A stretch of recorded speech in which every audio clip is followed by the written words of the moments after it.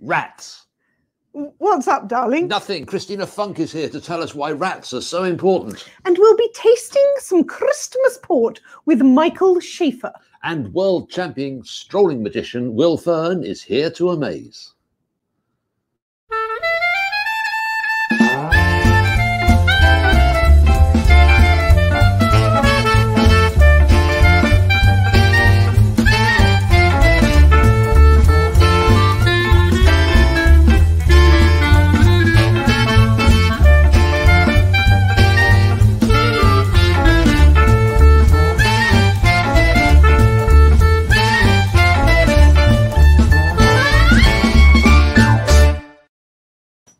Hello! This is Keith Fields. And this is Lady Sarah. And thank you for joining us for a cup of tea.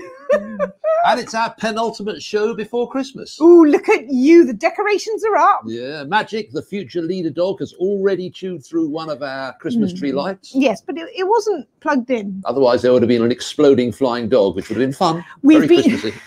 We've been doing some Christmas baking. Well, when you say we, she means she's been doing some Christmas baking. So Christmas cakes are a huge tradition. We'll be talking about traditions later in the show, but we like to make a Christmas cake, and we make it with fruit, and we feed it. You feed it?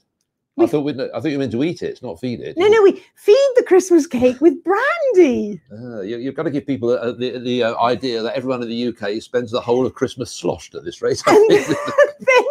Then you put it marzipan, homemade marzipan up, and I think we've got a picture of the one with marzipan ready just for you. Yes. Here we go. No, not that one. Well, no, the other one, the one that looks like a brick. There we go. That's marzipan. I always thought was meant to be yellow, darling. I'm not quite sure. Okay, homemade, and then it looks like this. When okay, it's finished, it will look like this. There we go. There we go. That's our idea of a rich Christmas cake. Fruit cake with marzipan, lots of brandy, and we've got a Christmas card. We've made the Christmas card. Yeah, yes, we have a Christmas card. It's up there. It's looking good, and that's our Christmas card.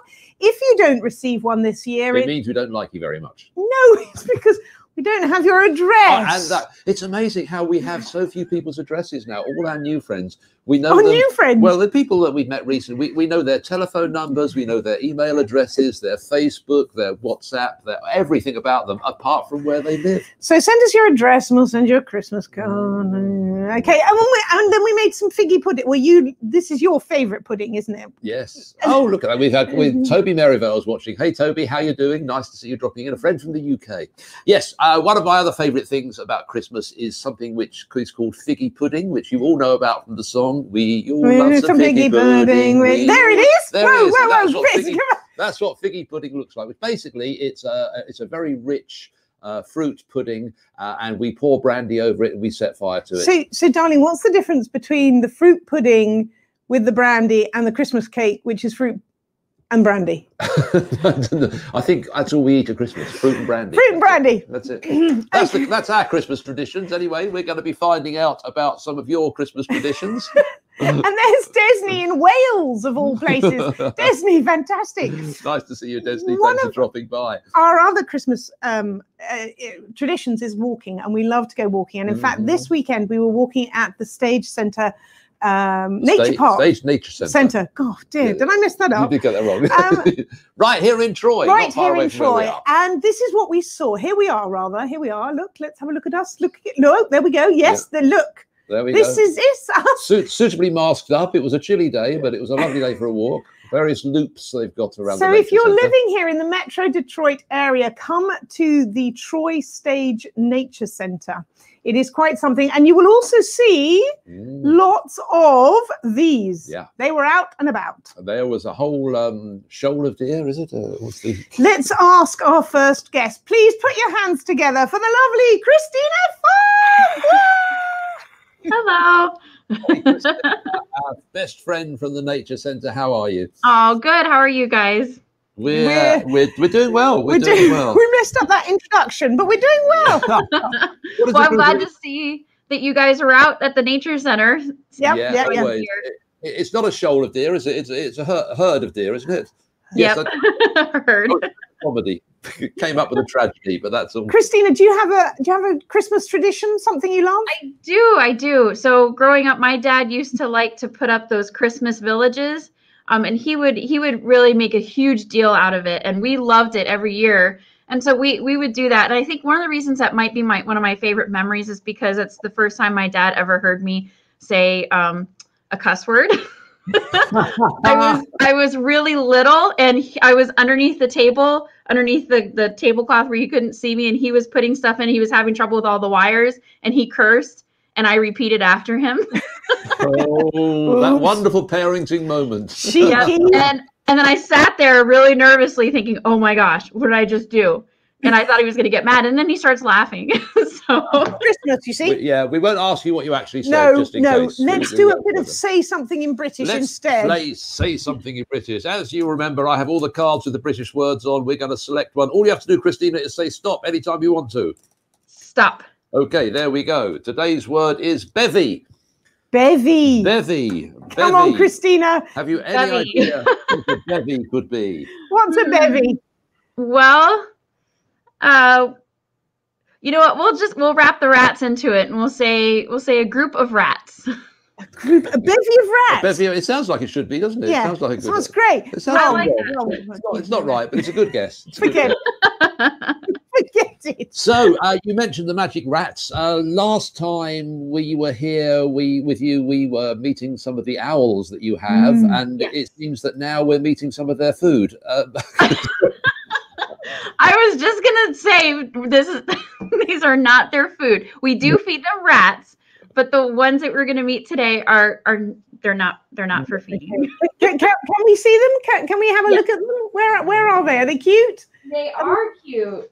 What are they called? Just rats. But this is Timothy. Timothy, nice. Wow. And this is Giles. Lovely. Look at the size of those. They like to climb around, so I think I'll just let them climb around a little bit while we're talking here. Hopefully they don't jump off my shoulder. I'll show you. There you go. So tell us why do you have rats at the nature center? That's a good question. These were not rats. What's that?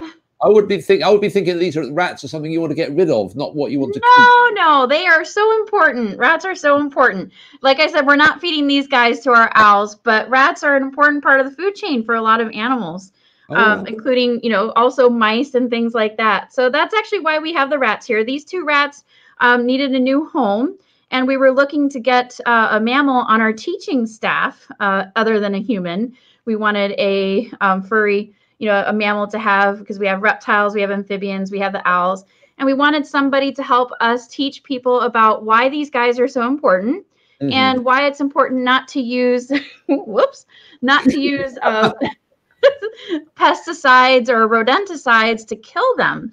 Because even if you don't like these guys, when you use poisons like that, then the animals that are going to eat them will get poisoned. Hold on though, Christina, why are they important? Because at the moment I'm just thinking they're pretty scary. Because where's he going? Can you talk and juggle rat? There we go. I'm going to juggle one right now. Okay. So they're an important part of the food chain. They're very, a lot of different types of animals will eat rats and mice. And, for animals like screech owls, for example, Royal Oak has a really big population of screech owls. And that's actually good because they help control the mice and rat population. But in return, they also need those kind of animals to be able to eat them. So even if you don't love them, because they're just so cute, right? Yeah. They're so cute. But they are meant to be quite affectionate as pets, aren't they, rats? So they are actually, and they're very intelligent. Believe it or not, you can potty train them. You can train them to walk on a leash, or you can train them to detect landmines. There was a rat actually in the UK that received, it received an award in 2017 for detecting landmines. Wow, really? That's incredible. Yep, in the UK. Deeply intelligent. Yeah. Deeply intelligent. Okay, so come on, give us some of the myths. What are the myths about rats? So some people say that, well, again, they say they're not very smart, but they are. They're very intelligent. They say that they're really dirty, which, of course, like a lot of wild animals out in the wild, they might have diseases and things like that. But they actually spend a lot of time cleaning themselves. If you were to watch them, they spend a lot of time to clean themselves. I don't have to keep them clean because they do it for themselves. One of the big myths surrounding rats is that they were the ones who spread the bubonic plague. I was going to ask you about that. Yep. But recent research suggests that it was actually humans, because they used to say that the lice that were on rats, or that they were on the rats, that's what spread the plague. But actually, the research now suggests that it was lice that were on humans that spread the plague, not rats. Okay, I'm just having so to we've change. been blaming these poor rats for all these Yes. things. That's definitely a Christmas present, boys and girls, that we like. Yes, you should all get a rat for Christmas. That's lovely. Yeah. Christina, people will be coming down to the nature centre. Obviously, they can't come in right now. Oh, they can. They can. No, you can't get a rat. That's our producer. No, she can't get a rat. She already has 2 mice, for crying out loud. Yeah. Anyway, so they can get into the nature centre. Yes, they can. So we are asking people to wear masks. We're limiting it to a number of 10 people inside the building currently. So we're keeping the numbers low. We're wearing masks. People have to sign in so that way we can do contact tracing. So they are allowed in the building right now, just with a couple of restrictions. We can't recommend your centre high enough, really, because it's a fantastic place just to go for a walk. Just go for a walk. People get out there. The weather's lovely. Get out there, enjoy them. And if you see any rats, don't kill them. Is what you're saying. No, don't kill the rats. The rats are going. They say never work with animals and children, and I think we're having a perfect example of why that is the case. He's such a long tail. Yes, he does. I think that's one of the things people don't like about rats, isn't it? The tails. Because their tails aren't covered in fur, so they're not. Their tails freak a lot of people out, but it's really not so bad. The rest of them, they're really furry. They're so. Yeah, I want to go down and meet the rats. Can we go and meet the rats? We're not. Christina. It's Harfield's here for the rats. Everybody's here for the rats. Look. Oh, good. Oh, gosh. So many people had rats. Okay, get off. We're going to get rid of the rats. Yes. I'll tell you what, put the rats away, but we'd like you to come back in a little while and meet our magician for the day. Will you do that? Yes, excellent, definitely. Fantastic. Christina, thank you so much. As long as it doesn't involve disappearing rats. Yeah, no animals will be harmed during the making of this. Don't get rid of the rats. No rat tricks. So that's Christina Funk from the stage Nature Centre in Troy. Thanks, Christina. We'll see you in a few minutes. Fantastic. Oh, gosh, she was crawling all around her neck and in her hair. Oh, my hair's as bad enough as it is. Okay, last time. Let's move on, yes. Last time we had our next guest on this show, he made me go out and pay for sex. I think you need to explain that. Well, that's what he said. I mean, he's a counsellor, so, it's an official position, and he said, go out and pay for sex. So I did. No, darling, you really need to explain that first. I thought I explained it fully. For those people, it's a bottle of wine, people. What are you thinking out there? It's a bottle of wine. No wine has any funny names nowadays. Thank you for joining us on CMTV and Facebook, and really we're talking about something very sensible now. It's a family show. It's a family show. Oh boy. So another one of our family traditions is Christmas port, and we thought we'd talk about that. And who better to get us to talk about port than the wine counsellor? You will have seen him on all the local TV channels around here. He is the fabulous Michael Schafer. Yay! Greetings. Hello. Greetings, folks. Can you give me a ho, ho, ho? Oh. Gotta go down a notch. Just for the holidays. Michael. Go ahead. No. I don't know where to start. Where should we start? Let's start with a Christmas tradition. Tell us your Christmas tradition. Christmas tradition? You mean other than drinking port? Oh, yeah. Well, that would be having a real tree in the home, which this year, according to all the media, is a huge deal. Everyone wants a real tree. They're sold out. I've been doing that for, about 85 years. Yeah. So, absolutely. A real tree. And now we'll go on to say something in British. Have you any idea what the British word bevy means? It means a lot of port. It means a bevy of port. It's a bevy of port. Well, you're getting close. You're getting close. As opposed to a bevy of rats, which, was exactly. Yeah. So let's get on to port, which is what we want to find out all about. Well, what exactly is port? Well, port is a wine that it originates from Portugal, or Porto, but it's very, very much, and you folks might know a wee bit about this, very, very British. You know, it is. Because the names are extremely British. Taylor Fladgate, Dolls, and Cockburn. I'm sorry. Okay, that's enough of the British accent, but it's very, very British, and it is a fortified wine. So it's fortified with alcohol, which stops the fermentation and makes it sweet. And there are a whole bunch of different styles of port. They're all delicious.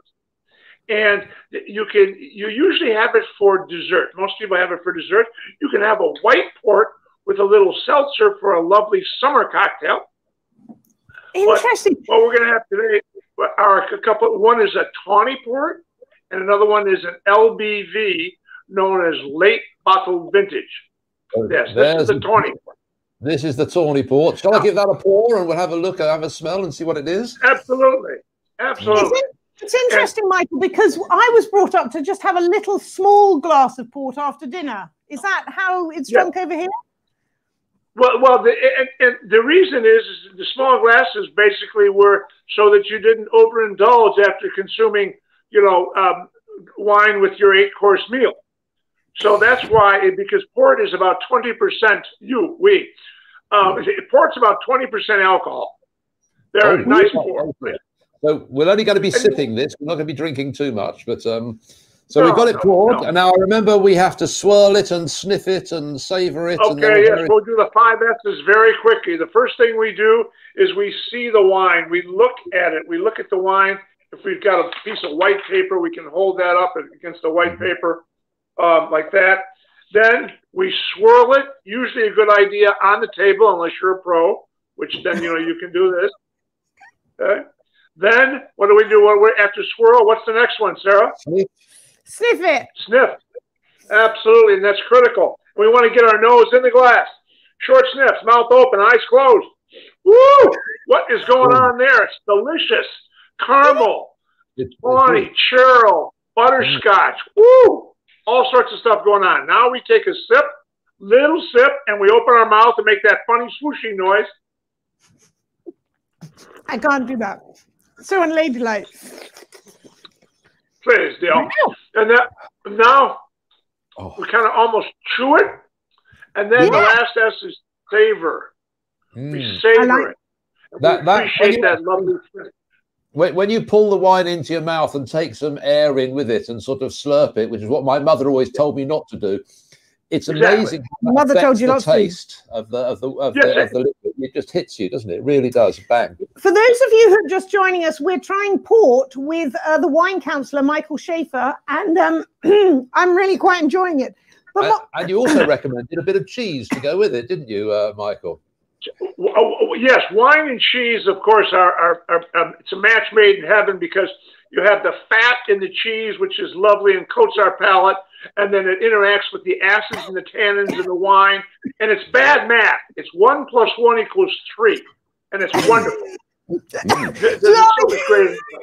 Well, I have here a very nice British Stilton here, so blue cheese. Blue cheese. Blue cheese is the traditional with port. Blue cheese can overwhelm a lot of other wines, but port's very robust because it's got big flavors, and again, that 20% alcohol, and it warms the cockles of your soul and your heart.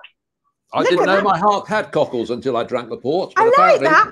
Apparently it does. What time is it? Can we drink at this time? I think we have to try this other one here. Tell us about this other one.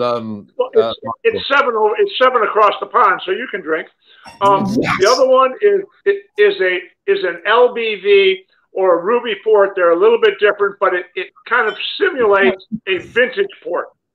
And most people, when they think of port, they think of vintage port.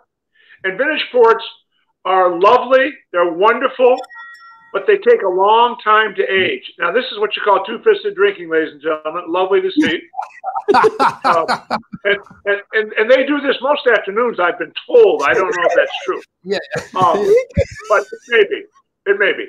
And one interesting thing about port is if you buy a vintage port, which is kind of special, A very traditional thing to do would be that if your neighbor, this is going back a few years, if your neighbor in the next castle over had a child in that year, and if the producers declared it a vintage year, because only about 3 out of 10 years are declared a vintage year, what you would do is you would buy a case of that particular port and give it to the child, to the parents of the child, in safekeeping for the child to open when they turn 21, when they reach maturity, legal maturity, and then the port would be ready to drink because it would soften.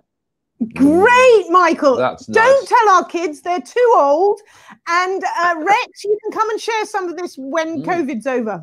I'll tell you, I mean, the great thing about port, if people haven't tried it, it's a really rich, deep taste with lots of different flavors and tastes in it. And it's something that you should actually get your lips around, because it's really fantastic. And ladies and gentlemen, no, I was just going to say, for you guys out there, if you want to do this sort of tasting, Michael's website will come up. Get hold of him, have him over for Christmas virtually, and do a little wine tasting. It's such fun, and we learn so much. Also, it tastes good too. Yes, you learn so much. The trouble is, you learn too much, you forget what you've learned. One more thing I just want to add, and that is a lot of people like to have, say, Cabernet with chocolate. Port is one of the wines that I think really goes well with chocolate. If you like milk chocolate, get yourself a Tawny. If you like the darker chocolate, get yourself an LBB. Or you know what? It's been a hell of a year, folks. Splurge, get an older bottle of vintage port, and toast to 2021. Absolutely. Here's to 2021. Michael, thank you so much. And enjoy your Christmas. Yes, absolutely. I think, will you stick around, Michael?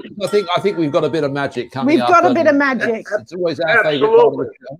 Fantastic. Sure. So let's get back to playing some magic. I've been playing telephone answer phone tag with our magician for about the last 2 or 3 months. I've been desperate to get him in because he is a world champion of strolling magic. Oh, darling, you need to explain that. Let's get him on to talk about it. Please welcome Mr. Will Fern. Yay! Will! Oh, and he's muted. And you've muted yourself. Sorry, my wife is making cake. Sorry, I had to turn the sound off. Sorry. So tell us about this. Strolling magic is obviously something you're not doing at the moment because magicians aren't strolling. So what are you up to nowadays? It was this ancient art form where people walked around parties and actually entertained people way back in another millennium.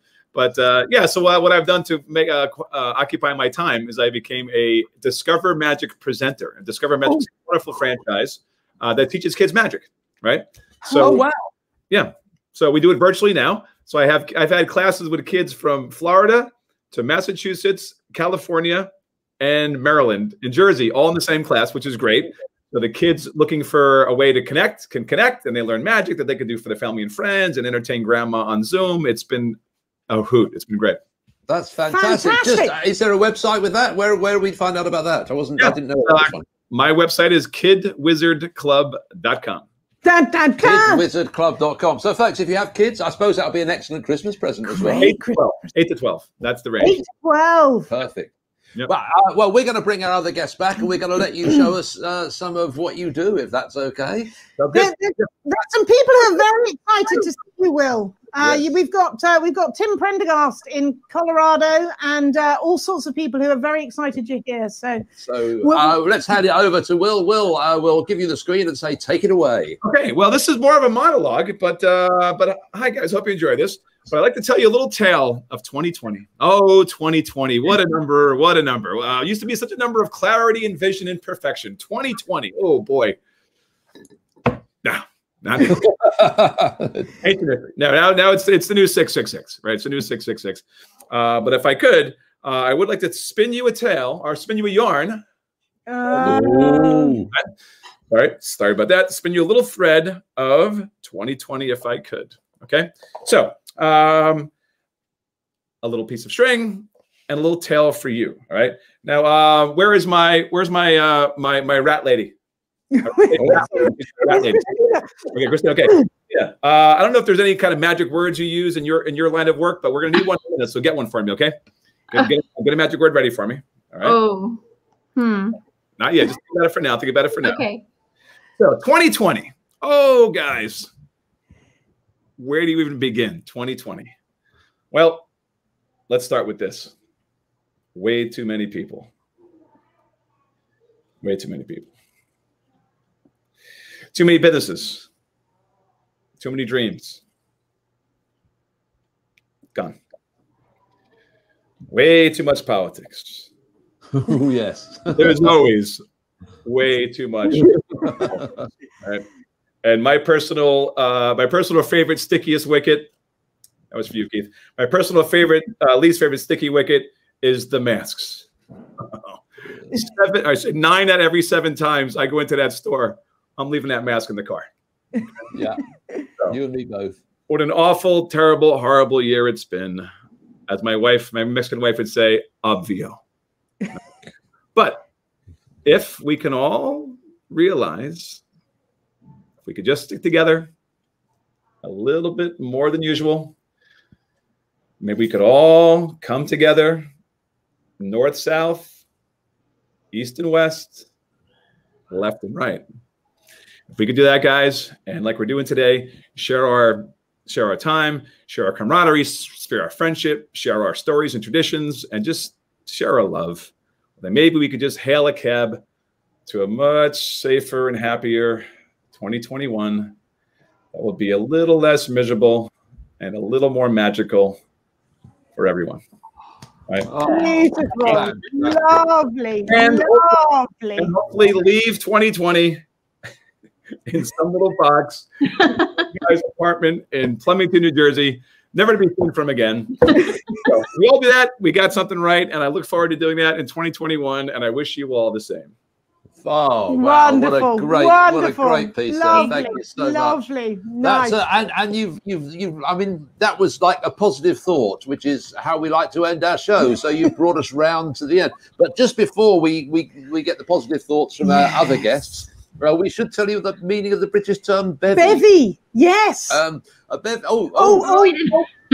I've only ever heard of a bevy of beauties, which means like an amelioration or a combination of something. But I think you've got some tricky, like it could mean a beverage or something. There's always some kind of tricky way of putting the word.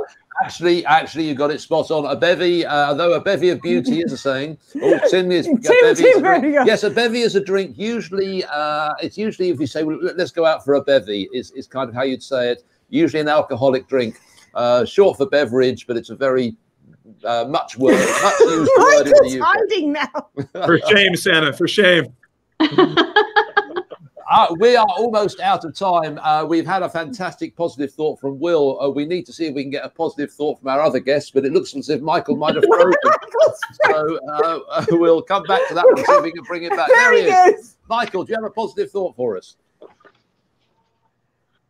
I would just echo what Will said, and that we've got a lot of people who are going to get the vaccine, and hope does spring eternal. And let's hope this, especially here in the States, that we treat each other with more dignity and decorum than we have in 2021. Yes. Absolutely. Yes. Fair call. Yes. Fair call. Fair call. And Christina, from you and the lovely rats. So we were saying how a lot of people are enjoying nature right now and reconnecting with it and getting back out, especially during these difficult times. So I'm actually going to share a quote from John Muir, who is a naturalist and was one of the fathers of the national parks years ago. And his quote is, "Allow nature's peace to flow into you as sunshine flows into trees." And I think that's a really nice, thought to go by. Yeah, absolutely. Yeah. Fabulous. Lovely. Well, we cannot thank all of you for appearing on this, our 44th episode. But we would encourage you to go out to the Nature Centre in Troy, to get hold of the lovely Mr. Schafer, to encourage you to drink more, and of course, and to learn some magic from Will. We're out of time. We've got to go. All it remains for us to say is cheerio! Cheerio!